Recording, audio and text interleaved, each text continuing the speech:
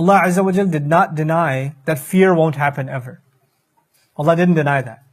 All Allah denied is that there won't be ever any real danger on the believer. They will be, their deeds, their relationship with Allah, their guidance will be kept safe so long as they show loyalty to Allah. And they will be relieved from true sadness. You know, I give this as a sincere bit of advice to everybody in the room.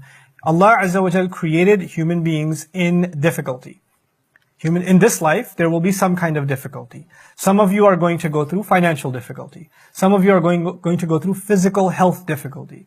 Some of you are going to go through emotional difficulty. That difficulty will come from people around you, your loved ones, your friends, your siblings, your spouse, your children, your parents, your grandparents, your uncle. There's going to be people in your life that are very close to you, and there's no escape from those people because they're a part of your life, and they're going to bring you a lot of grief.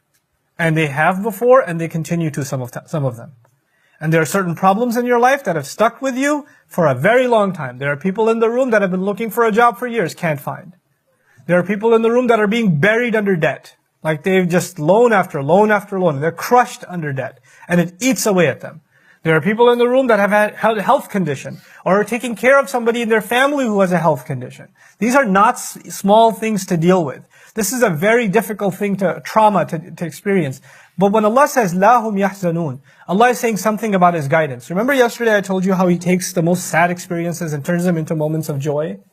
Allah in His Quran, when He says, شِفَاءٌ لِمَا فِي الصُّدُورِ, it is healing for what lies inside of the chest.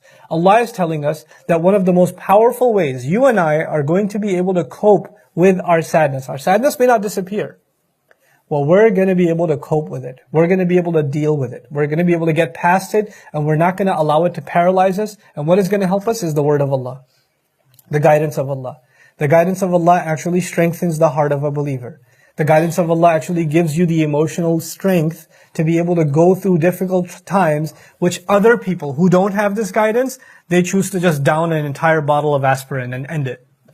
You know? Or they choose to just get drunk and get on the highway and end it. Or jump off a bridge and end it.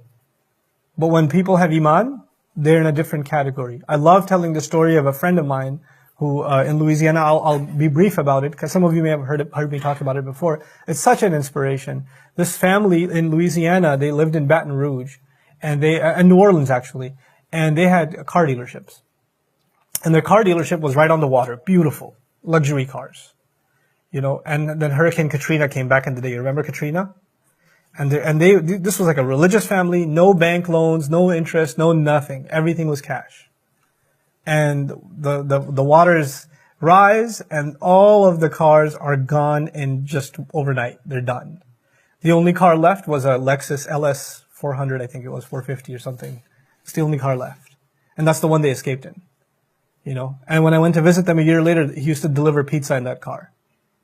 Like dad and mom, everybody was just working in a pizza place, you know. And these are people that were living they were making like $500,000 of sales easy a month. Easy.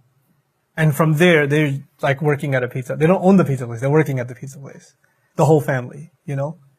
And, you know, if anybody else went through that, like from millions to nothing, what happens to them? You know what happens to them, right? They're willing to commit suicide, or they get institutionalized. They can't take the loss. This is too much to bear. And yet, the whole family, I've never seen like brighter smiles. I've just never seen brighter smiles.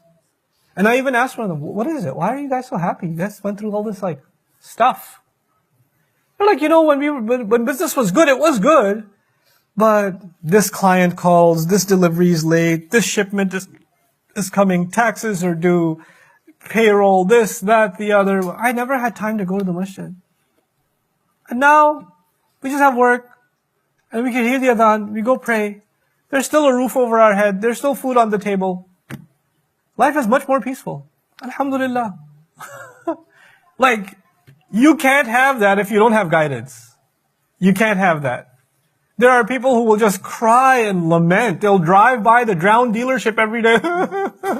Like, that's what they'll do. You know? They just moved on.